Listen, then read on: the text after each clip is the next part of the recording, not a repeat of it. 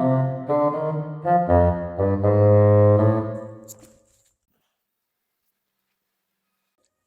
يا ورور؟ ولو عايز تعرف يعني ايه ورور اتفرج على الحلقة الأولى. صحصح بقى معايا وركز واسمع الكلمتين اللي أنا جاي أقولهم لك في تاني حلقة من حلقات مشروع ممكن من إنتاج أثر. حلقة النهاردة بتتكلم عن الحكاية الحقيقية من أولها، ما قبل تزوير الحقائق ودس السم في العسل. ويفيد بإيه؟ ما تخلينا في اللي احنا فيه وأحداث النهاردة. محتاجين ناخد موقف دلوقتي أهم. يا عم افهم، مجهودنا في الميديا النهاردة في شرح القضية مهم للأجيال اللي جاية، زي ما كان مهم بالنسبة لنا بالظبط مشاهد محمد الدرة وأوبريت الحلم العربي ومشاهد كلاب الصهاينة وهي بتاكل اخواتنا أحياء. ماشي، استأذن أنا بقى وهبقى اتفرج على الحلقة لما تنزل. سلام عليكم. ما تنساش تعمل شير ولايك وسبسكرايب. اسفين على الدوشة دي. المهم في سياق ما بدأناه في الحلقة الأولى هنكمل في الحروب، بس في اللي يخصنا منها. القصة يا ورور بدأت سنة 1908 لما قرروا اليهود تأسيس حاجة اسمها الوكالة اليهودية تحت الحكم العثماني، وعملوا فرع ليها في يافا، وكان اسمه وقتها مكتب فلسطين علشان يكون أول فرع للعمليات الصهيونية داخل الأراضي الفلسطينية. وكانوا بيمثلوا اليهود قدام السلطان العثماني وبقية الجهات الأجنبية بغرض إنهم يشتروا أراضي جوه فلسطين علشان تكون ملكهم. وزي ما بيقول التاريخ كان العثمانيين بيقولوا لهم والله الأرض عندكم واسعة، اسكنوها جنب أهل فلسطين لكن مش هنملككم شيء منها. واستمرت محاولات اليهود في إنهم يمهدوا لدخولهم فلسطين لحد سنة 1916 بعد الحرب العالمية الأولى. وبعد ما تم القضاء على الدولة العثمانية عقدت بريطانيا وفرنسا تفاهم سري ومساقط روسيا على انهم يتقسموا الجزء الشمالي من الاراضي العربيه اللي هي العراق وبلاد الشام. وبيقولوا ان هم عملوا كده وقتها علشان يحددوا مناطق النفوذ في المشرق العربي بعد سقوط الدوله العثمانيه وقتها. المهم قعدوا يقسموا وكل واحد ياخد له حته، فخدت بريطانيا ميناء حيفا وعكا، واخدت فرنسا ميناء اسكندرون السوري. وانا كعربي كان في زتونه كنت هموت عليها لحد ما وقعت فلسطين تحت ايد الجيش البريطاني سنه 1917، ودخلت مدن فلسطين تحت مظله الانتداب البريطاني على فلسطين سنه 1920. ومن هنا بدات انجلترا تسمح لليهود بالهجرة لفلسطين، وأعلنت بريطانيا وعد بلفور سنة 1926، وكان نصه تنظر حكومة صاحب الجلالة بعين العطف إلى إقامة وطن قومي للشعب اليهودي في فلسطين، وستبذل غاية جهدها لتسهيل تحقيق هذه الغاية، على أن يفهم أنه لن يؤتى بعمل من شأنه أن ينتقص من الحقوق المدنية والدينية التي تتمتع بها الطوائف غير اليهودية المقيمة في فلسطين، ولا الحقوق أو الوضع السياسي الذي يتمتع به اليهود في أي بلد آخر. وده الوعد اللي سلمت فيه بريطانيا فلسطين لليهود الصهاينة تسليم أهالي، وبعدين خلعت وقالت أنا مالي، وفتحت الباب قدام يهود العالم للهجرة بأعداد كبيرة جدا لفلسطين علشان يقيموا الوطن اللي وعدت بيه بريطانيا. زي ما بيقولوا كده وعد من لا يملك لمن لا يصلح. ولحد سنة 1947 لما اقترحت الأمم المتحدة قرار تقسيم فلسطين، وهنا بدأ التطهير العرقي لما بدأ الصهاينة في عملية دل. ودي خطة حطتها منظمة لهجانة كان الهدف منها حماية تأسيس دولة يهودية في فلسطين. كانوا عايزين يسيطروا على أكبر عدد من الأراضي الفلسطينية بأي طريقة، لكن توقفت الخطة لما تم إصدار قرار تقسيم فلسطين اللي نص على إن 42% من أرض فلسطين للدولة العربية، ودي هتضم 818 ألف فلسطيني و10,000 يهودي. لكن الدولة المقترحة لليهود هتكون على 56% تقريبا من الأرض، وهيتشارك فيها 499 ألف يهودي مع 438 ألف فلسطيني. أما الجزء الثالث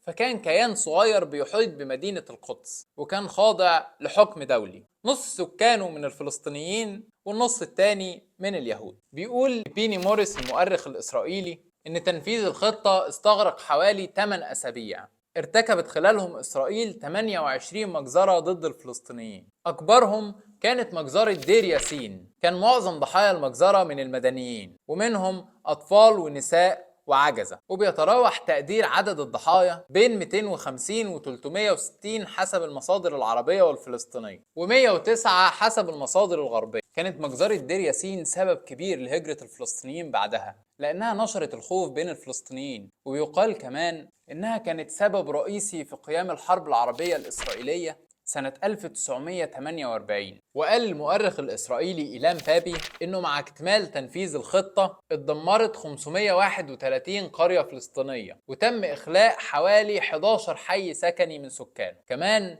أدى تنفيذ الخطة لخروج 800 ألف فلسطيني، وتحولوا في لحظة للاجئين في وطنهم ولاجئين في البلاد العربية. وتم تحديد تاريخ النكبة علشان يكون يوم 15/5/1948. تعال بقى ورور أقولك شوية أرقام ليها علاقة بالتهجير وطرد أهل البلد من أراضيهم. خلال حرب فلسطين من 1947 ل 1949 اضطرد حوالي 700 ألف فلسطيني، وبالمناسبة دول كانوا بيمثلوا 80% من السكان العرب في فلسطين وقتها. نصهم تقريبا اضطرد قبل إعلان قيام إسرائيل أصلا. وحاول بعض الفلسطينيين إنهم يرجعوا أراضيهم بعد الحرب، لكن اتقتل منهم وقتها حوالي 5000 فلسطيني على ايد الصهاينة، واللي فضل منهم بعد الاحداث دي كان بيعتبر لاجئ في اسرائيل. متخيل البجاحة يا ورور؟ خدوا ارض مش ارضهم، وغيروا اسماء المدن والشوارع، وخدوا البيوت وهدوها، وبنوا مستوطنات ليهم ومدن جديدة. بعد ما كانوا جايين مطرودين من اوروبا بقوا بيتعاملوا على انهم دولة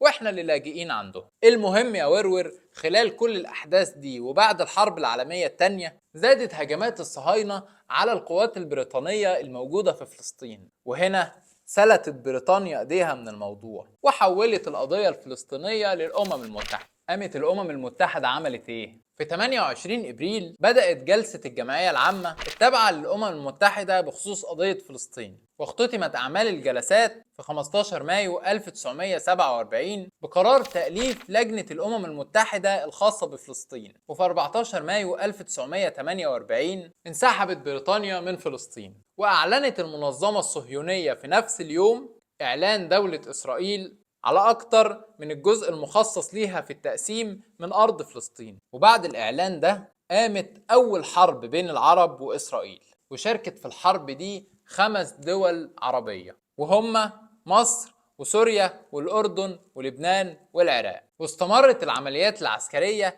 حتى يناير 1949، واللي انتهت للأسف بالنكبة. اعتبرت القيادات الصهيونية السياسية والعسكرية إن بقاء المدن الكبرى زي حيفا ويافا في إيد العرب كارثة كبيرة للمشروع الصهيوني. علشان كده كانت تصفية المدن دي هي في حد ذاتها مساهمة كبيرة في نجاح مشروعهم، وبالتالي هيؤدي لإضعاف أي محاولة فلسطينية لإعادة بناء المدن الفلسطينية من تاني. وأمرت بلديات المدن دي بعد النكبة بهد مئات البيوت والمباني العربية في معظم الأماكن اللي استولت عليها عصابة الهغانة، وده علشان يمنعوا العرب يرجعوا بلادهم من تاني. وسنة 1956 قامت حرب وقعت أحداثها في مصر وقطاع غزة، وكانت الدول اللي بدأت الحرب هي فرنسا وإسرائيل وإنجلترا بسبب قيام جمال عبد الناصر بتأميم قناة السويس. وبتعرف الحرب دي بحرب 1956 استمر فيها احتلال إسرائيل لقطاع غزة شهور معدودة، وانتهت خلال سنة 1957. وكانت الحرب دي بيطلق عليها في العالم العربي العدوان الثلاثي، وفي الإعلام الغربي أزمة السويس، وفي الإعلام الإسرائيلي حرب سيناء. في عام 1964 اتأسست منظمة التحرير الفلسطينية، وانتخب أحمد الشقيري كأول رئيس ليها. منظمة التحرير دي كانت منظمة سياسية شبه عسكرية معترف بيها في الأمم المتحدة وفي الجامعة العربية، وكممثل شرعي وحيد للشعب الفلسطيني داخل وخارج فلسطين. اتأسست بعد المؤتمر الفلسطيني الأول في القدس نتيجة لقرار مؤتمر القمة العربي اللي كان في القاهرة سنة 1964. كانت بتضم المنظمة معظم الفصائل والأحزاب الفلسطينية تحت لوائها، زي حركة فتح والجبهة الشعبية والجبهة الديمقراطية وحزب الشعب الشيوعي وغيرها. وكان بيعد رئيس اللجنة التنفيذية فيها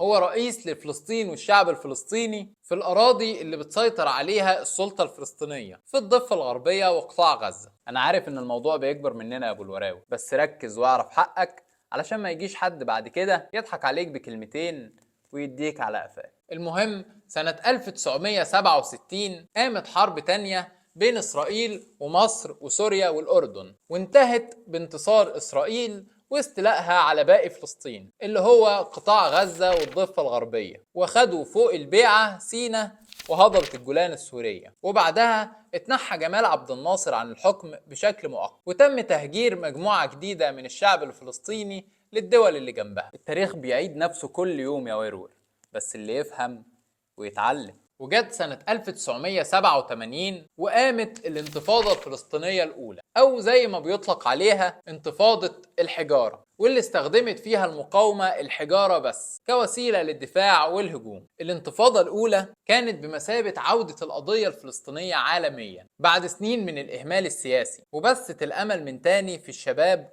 والمقاومة. وفي 1988 تبنت منظمة التحرير رسميا خيار الدولتين في فلسطين، وإن الشعب الفلسطيني هيعيش جنب الشعب الإسرائيلي في سلام شامل بيضمن عودة اللاجئين واستقلال الفلسطينيين على الأرض المحتلة، وكمان تحديد القدس الشرقية عاصمة ليهم. في سبتمبر 1993 بعد مفاوضات سرية وقعها رئيس وزراء إسرائيل إسحاق رابين ورئيس منظمة التحرير الفلسطينية وقتها ياسر عرفات، نتج عنها انسحاب إسرائيل من قطاع غزة ومناطق تانية، وتحويل إدارة الحكومة المحلية للفلسطينيين. وفي مايو 1994 انسحبت القوات الإسرائيلية من القطاع ومن الضفة الغربية بشكل جزئي، وسابت شوية مستوطنات ليها تحت إمرة جيش الدفاع الإسرائيلي في عمق القطاع، وبقت المنطقة جزئيا تحت حكم السلطة الفلسطينية لحد ما انسحبت إسرائيل بالكامل من قطاع غزة في 15 أغسطس 2005 بأوامر من رئيس الوزراء الإسرائيلي وقتها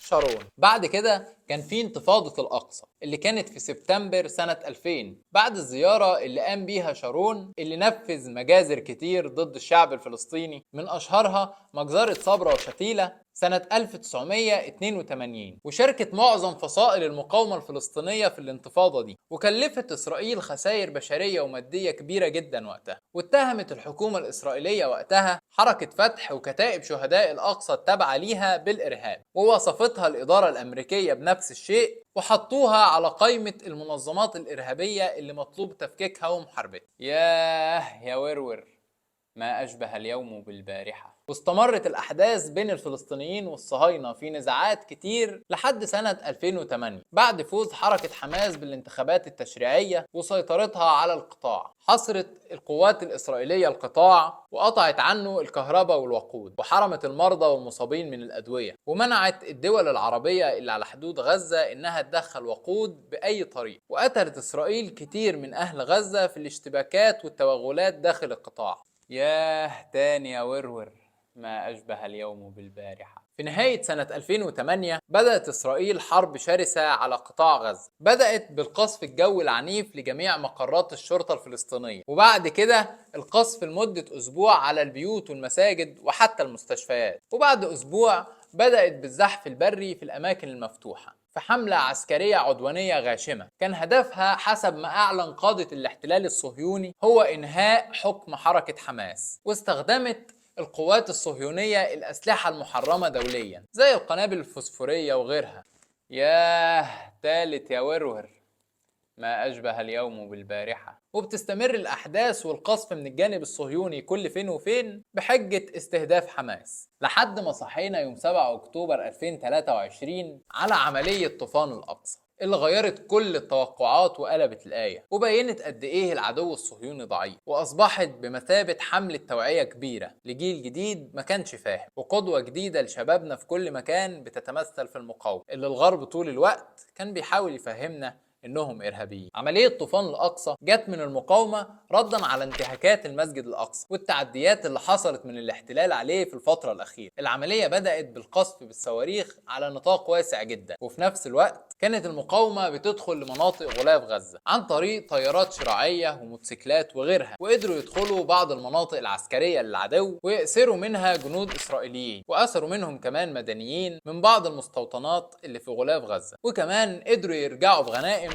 زي عربيات الجيش الإسرائيلي والأسلحة وغيرها. أنا عارف إن أغلب اللي هيشوف الحلقة دي دلوقتي حضر الأحداث دي بتفاصيلها، بس أنا بقول الكلام ده هنا عشان بعد كام سنة لما يجي جيل جديد يقدر يعرف اللي حصل بدون تحريف من حد يا واد. وفي نهاية حلقة النهاردة ما تنساش إنك مش صفر على الشمال، أنت ليك تأثير وتأثير كبير كمان. اوعى في يوم تيأس أو تحس إن مقاطعتك لمنتجاتهم ملهاش لازمة. اوعى تبطل تتكلم عن القضية لأن صوتك ليه تأثير وبيخافوا منه. واوعى تطلب العون غير من ربنا لأنك بقيت بالوعي الكافي بعد الأحداث الأخيرة. واوعى حد يفهمك إنهم جيراننا وإحنا بنساعدهم. اوعى تبطل دعاء الإخوات. وما تنساش تتفرج على الحلقة الأولى لو محتاج تعرف أكتر عن الحروب. ولو استفدت من كلامي أو حرك فيك شيء اعمل سبسكرايب علشان يوصلك كل جديد. لعل وعسى أكون سبب يخليك تقتنع إنه ممكن. مع السلامة.